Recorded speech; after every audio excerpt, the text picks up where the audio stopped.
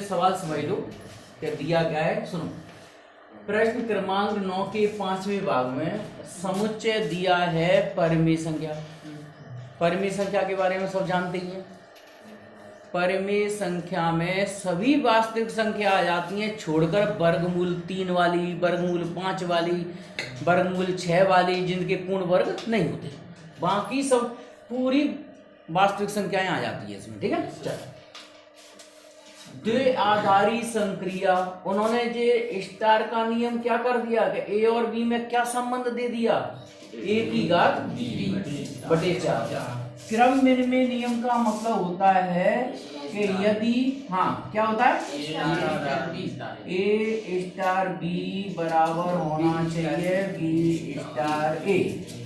वे सभी संख्याएं जो परिमेय संख्याओं के समुच्चय में आती हो। ठीक है, अब देखो कैसे सिद्ध करेंगे इसको। जैसे हमने ए स्टार बी ली, तो ए स्टार बी तो सीधा सीधा ए की घात बी बटे 4 तथा अगर बी स्टार ए निकालें तो देखो बी स्टार ए का मतलब जहां ए दिख रहा है वहां बी लिख दो, जहां बी दिख रहा है वहां ए लिख दो। तो बी की घात ए बटे 4 है ना। क्योंकि जे वाली संख्या बराबर तो है नहीं, तो ए की घात बी अलग संख्या आएगी, बी की घात ए अलग संख्या आएगी, है ना। अब क्यों आएगी, जैसे अपन एक उदाहरण लें, जैसे मान लो 1 स्टार 2 ले लें या 2 स्टार 3 ले लें। तो 2 स्टार 3 क्या होगा, 2 की घात कितनी 3 है ना, और बटे 4 तथा 3 स्टार 2 करें तो 3 की घात 2 बटे 4। तो जे आ जाएगा कितना 8 बटे 4 माने 2 आ जाएगा, और जे आ जाएगा 9 बटे 4 बराबर नहीं है। ठीक है, तो इसलिए लेंगे, इसलिए ए स्टार बी बराबर नहीं है बी स्टार ए के, यहाँ चूंकि अतः क्या लिख देंगे, अतः ना स्टार क्रम विनिमय नियम का पालन नहीं करता, क्रम विनिमय नियम का पालन नहीं होता। चलो दूसरा भाग इसका क्या है, साचरण नियम। साचरण नियम को अंग्रेजी में एसोसिएटिव लॉ बोलते हैं। एसोसिएटिव, इसका मतलब ये है कि ए स्टार बी स्टार सी बराबर होना चाहिए ए स्टार बी स्टार सी। माने पहले संक्रिया लगेगी ए और बी में, इधर लगेगी बी और सी में, तो ये दोनों मान बराबर आने चाहिए। अब देखते हैं बराबर आते हैं कि नहीं आते हैं, यही देखने चलो। ए स्टार बी का मतलब क्या हो गया, ए की घात बी स्टार सी, और इसका मतलब क्या हो गया बी की घात सी और बटे में 4। ठीक है, अब हम इसको क्या मान लें, एक्स मान लो, तो एक्स स्टार सी और ए इसको मान लो वाई। अब अपन एक्स और सी में नियम लगाएं, तो एक्स की घात सी बटे 4 और ए की घात वाई बटे 4, 4 से तो 4 हटा दो, है ना। तो अभी एक्स है क्या माना था हमने, एक्स को ये माना था, तो x की जगह ये मान रख दो a की घात b बटे 4 की घात कितनी, और a y कितना माना था b की घात c, और x की घात c लगा दी। अब यहाँ a y की घात कितनी, y माने कितना है b की घात c बटे 4। ठीक है, तो सुनो ये वाली संख्याएं बराबर नहीं आएंगी, तुम इसमें ए और बी सी के मान कुछ भी रखो, दोनों पे उत्तर क्या नहीं आएंगे, बराबर नहीं आएंगे, वो तो साफ दिख रहा है। ठीक है, उदाहरण देके बता सकते हो, लिखो। अब जैसे ए बराबर मान लो 1, बी बराबर मान लो 2, सी बराबर मान लो 3, तो रखना उसमें समीकरण में, इसको समीकरण 1 दे दो। कितना आ जाएगा बोलो? ए माने क्या है? 1 की घात 2, बी माने 2 और फिर बटे 4 और फिर पूरी घात कितनी? 3। ठीक है, तो और ए कितना है? 1। अच्छा 1 की घात में तो कितना होगा? वो तो एक ही मान होगा, है ना? बी की घात सी माने बी की घात 3, बी की घात 3 माने 2 की घात 3, है ना? और बटे में 4। तो तुम देख रहे हो कि अगर इसको अपन हल करें तो जे एक का वर्ग तो एक ही होगा, तो 1 बटे 4 4 16 64 आ गया। और जे तो 1 की घात कितनी ही बना वो तो एक ही रहेगा, तो बराबर नहीं है, नहीं है। तो यहाँ पे भी लिख दो, दिया गया द्विआधारी संक्रिया क्रमनिर्णय नियम का भी पालन नहीं करती, मतलब आखिरी में ये लिख देना। हाँ क्या लिखोगे? अतः स्टार क्रमनिर्णय नहीं है तथा साचर भी नहीं।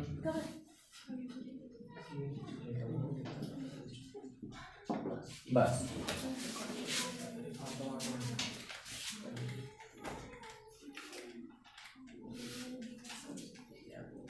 तुम ले आए फीस? सोमवार को एंट्री नहीं मिलेगी, ध्यान रखो। हाँ अब 2 दिन मिल गए, 2-3 दिन। जिनकी 3000 फीस जमा नहीं है उनको एंट्री नहीं मिलेगी सोमवार को,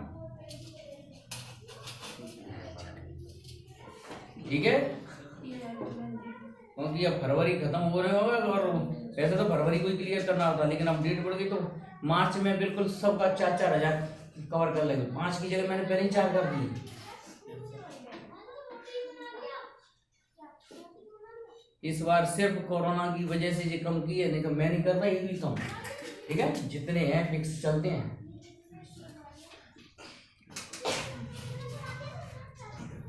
कोरोना से और प्राण कर रहा हैं? हाँ, बल्कि कोरोना तो और महंगा पड़ गया। परीक्षा मार्च में होती तो वो 2 महीना और बढ़ गए। 6,000 का दूसरा है।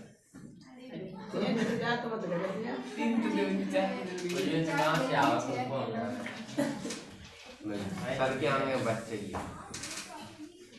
में गुरु है तो बड़ो नहीं सच्चू बड़ो का क्या है सर उनको तो और बड़ा पड़ता नहीं शांत बैठे, शांत बैठे। है ज्यादा कुछ नहीं है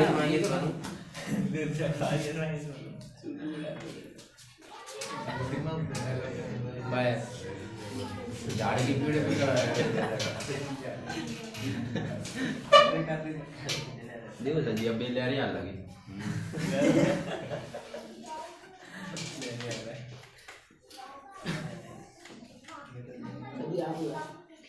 हो गया? बता दिया?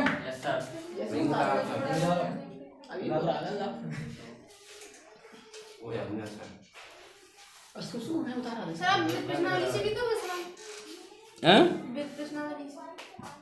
अब देखेंगे अगर अब आ जाओ।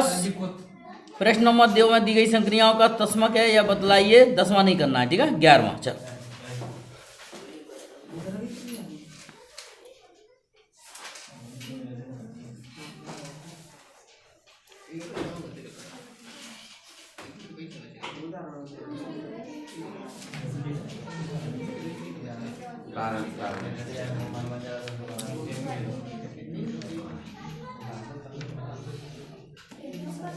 हाँ जल्दी उतार लो।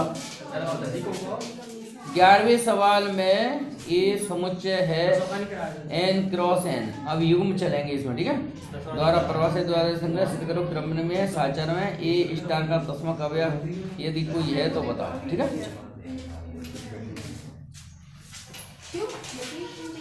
हाँ तो देखो प्रश्न क्रमांक 11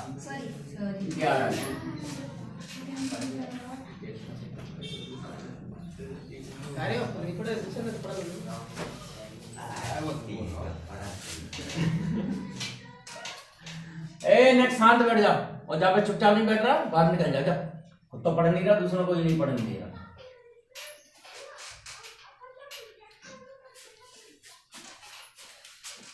द्विआधारी संक्रिया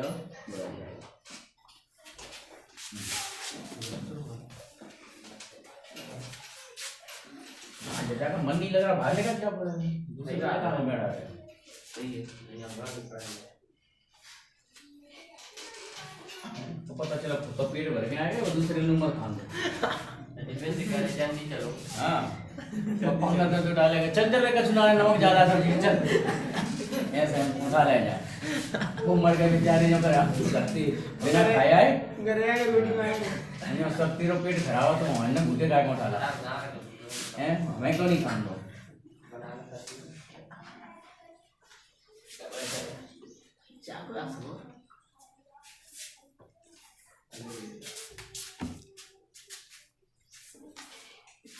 चलो हाँ तो देखो 11वें सवाल में जो समुच्चय दिया है ए, वो दिया है n क्रॉस n। देखो बिल्कुल अलग तरीके से दिया n क्रॉस n का मतलब ये हो गया यहाँ पे a और b युग्म चलेंगे, ठीक है।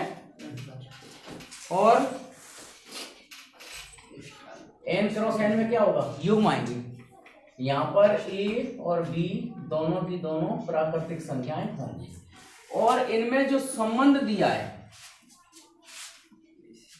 अभी तक अपन एक एक अवयव ले रहे थे, अब क्या लेना पड़ेगा, युग्म लेने पड़ेंगे, ठीक है।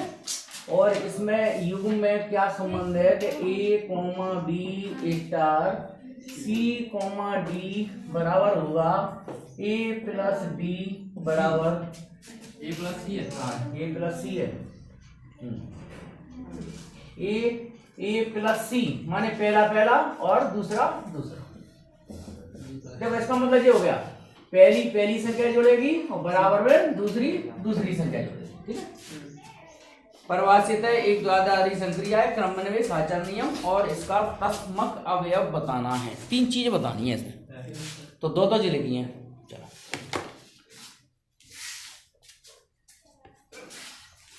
चलो बताओ एक एक सी जगह की कमी की वजह से दिक्कत आया जी भी हटाओ।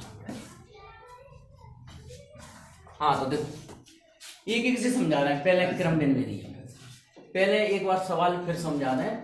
प्रश्न क्रमांक 11 में जो समुच्चय ए दिया है, अभी तक एक एक अवयव चल रहे थे और अब समुच्चय ए में क्या चलेंगे, युग्म जोड़े चलेंगे, क्योंकि द्विआधारी संक्रिया युग्मों के बीच में बताई जा रही है, ठीक है। द्विआधारी संक्रिया द्वारा दो युग्म संबंध देते हैं। तो दो युग्म कैसे संबंध देते हैं कि एक युग्म ये एक युग्म ये है, तो इनमें किस तरह का संबंध होगा, पहली पहली जुड़ेगी और बराबर में दूसरी दूसरी, दोनों बराबर आना चाहिए। अब देखो कैसे, क्रम विनिमय नियम का मतलब हो गया A B star C D बराबर होना चाहिए सी डी स्टार ए जी। युग्म चलेंगे, अब सिंगल अवयव नहीं चलेंगे, ठीक है। और ये सभी के सभी युग्म काय में होना चाहिए, ए बी सी डी अवयव होना चाहिए समुच्चय ए में, क्योंकि समुच्चय ए में वो युग्म है, ठीक है। अब सुनो ऐसे, ठीक है ठीक है, मतलब यहाँ पे बीच में बराबर नहीं, इसका उत्तर युग्म में ही निकलेगा, तो युग्म लगा दो क्यों, बीच में बराबर कैसे चला है, अब सही है। हाँ अब सुनो, गड़बड़ होती है तो बड़ा अटपटा सा कैलकुलेशन लगती है। अब सुनो, इसको क्या मान लो, इस पूरी संख्या को x मान लो, इसको y मान लो, हैं या डायरेक्ट लगा दें, बोलो पहली पहली संख्या जोड़ो, x प्लस ई, तो a प्लस सी प्लस ई, ठीक है, बराबर क्या लिखें, b plus D plus l, ठीक है। तो जो हो गई LHS। अब देखते हैं RHS। हाँ RHS कितना है, A B star C D star B comma F, ठीक है, ए बी। हाँ चलो इसमें बोलो सी प्लस ई, ठीक है, कॉमा डी प्लस एफ, ठीक है। फिर लगा दो, पहली पहली संख्या जोड़ो, A plus C plus D और B plus D plus F. तो ये दोनों बराबर है क्या? देखना सही है ये वाले दोनों मान बराबर आ रहे हैं, है ना? तो लिख दो अतः स्टार साचर है, साचर, बस चल लिखो। उसको बाद में बता लेना, वो तो मिल भी जाएगा, वीडियो में भी मिल जाएगा। सुनो, तस्मक अवयव में आइडेंटिटी एलिमेंट कहते हैं अंग्रेजी में। तस्मक अवयव होता क्या है? कल भी मैंने बताया था, जैसे गुणज तस्मक, गुणक मतलब गुणक का तस्मक क्या होता है? एक। तस्मक का मतलब होता है कि जैसे एक का गुणा किसी भी संख्या में करें तो कोई फर्क नहीं पड़ता उस अवयव में। एक का गुणा 5 में करे तो वो 5 ही रहेगा, 6 में करे तो वो 6 ही रहेगा। ऐसे अवयव को बोलते हैं तस्मक अवयव। तो जैसे गुणा का तस्मक अवयव वस्तुनिष्ठ आ जाए तो लिखे ना, गुणा का तस्मक अवयव 1। इसी तरह से योग का तस्मक अवयव 0, क्योंकि 0 को किसी भी संख्या में जोड़े तो कोई फर्क नहीं पड़ेगा।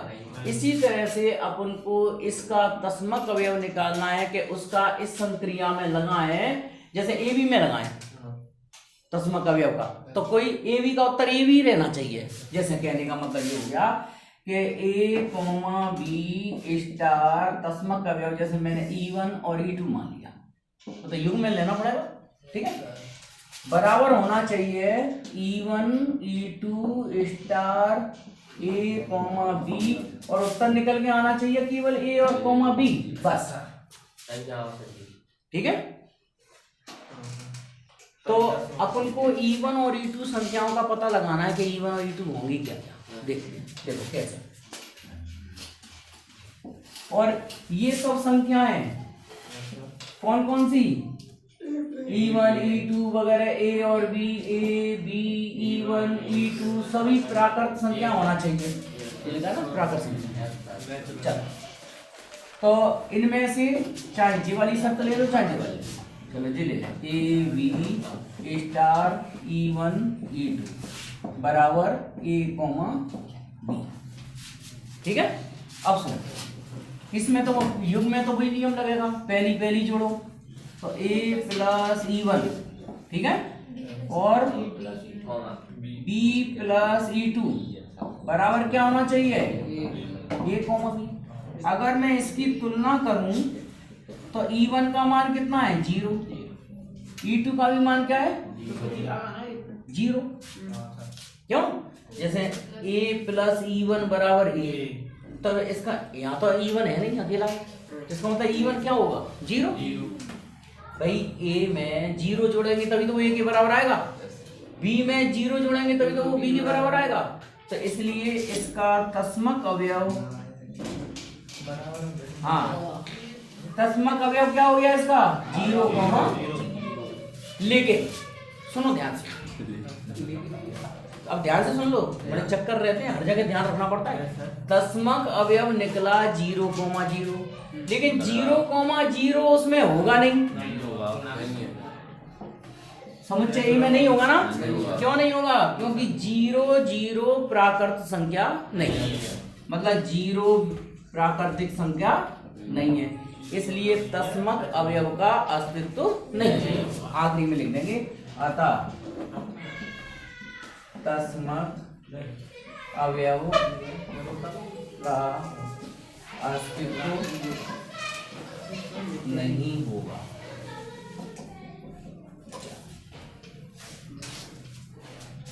तो 3 कारणों पे मैंने ध्यान दिया, साचर्य था, क्रमबेरवे नियम का पालन हुआ, लेकिन तस्मक अवयव का अस्तित्व नहीं है। तो उत्तर में जी लिखा है, उत्तर देख लिया क्या? मैं देखा, चल देख लो। इसमें लिखा है समुच्चय n में किसी स्वेच्छ द्विआधारी संक्रिया के लिए ए स्टार ए बराबर ए होता है क्या? सभी पूर्णांक संख्या, मतलब सभी प्राकृत संख्या। अब सुन लो पहले ध्यान से, किसी समुच्चय मतलब समुच्चय n में किसी भी स्विच द्वयाधारी संक्रिया के लिए, मतलब जैसे ए स्टार ए बराबर ए, ऐसा कब होगा? मतलब ऐसी संक्रिया कौन सी हो कि ए स्टार ए का एक गुणा एक, जैसे अपन एक गुणा एक करें, एक आ जाएगा, ठीक है। और सुनो इधर देखो, अच्छा एक के अलावा और कोई संख्या ले लें प्राकृत संख्या में, तो नहीं प्राकृत संख्या में तो नहीं आएगा, जैसे 2, हाँ, या देखो चाहे जोड़ें चाहे गुणा करें चाहे भाग करें तो बराबर नहीं आ सकती। जैसे 1 भागित 1 करें तो 1 आ जाएगी, है ना, लेकिन मतलब कुल मिला के हमेशा सत्य नहीं होगा। हर मतलब हरे कुल मिला के जे हर जैसे 1 गुणा ले लें तो यहाँ 1 ले लें तो सत्य है, 1 के अलावा बदल दें तो क्या हो जाएगा? सत्य हो जाएगा। तो असत्य ही बोलेंगे इसको, ठीक है, सत्य नहीं होगा। सभी संख्याओं के लिए जो लिखा है ना, सभी संख्याओं के लिए चलना चाहिए, तो सभी संख्याओं के लिए नियम नहीं चलेगा। दूसरा, यदि n में स्टार क्रम में द्वयाधारी संक्रिया है, n स्टार में, हाँ देखो ए स्टार बी स्टार सी बराबर सी स्टार बी स्टार ए, ये बराबर हुआ क्या? नहीं, देखो ए स्टार बी स्टार सी दिया है ना, तो हम देख रहे हैं कि यहाँ पर और संग में क्या लिखा है? क्रम विनिमय द्वयाधारी संक्रिया है, तो क्रम विनिमय है तो हम इसको ऐसे लिख सकते हैं ए स्टार बी स्टार सी बराबर, इसको भी बी स्टार सी लिख दो, क्यों? ठीक है, और फिर इसको भी पलट दो, तो ए स्टार बी स्टार सी आ गया बराबर, तो लिख देंगे सत्य, ये सत्य, ठीक है। आए एक सवाल और बचा, कहाँ वगैरह एक बस मिनट और बचा, बैठ जा वहीं बैठ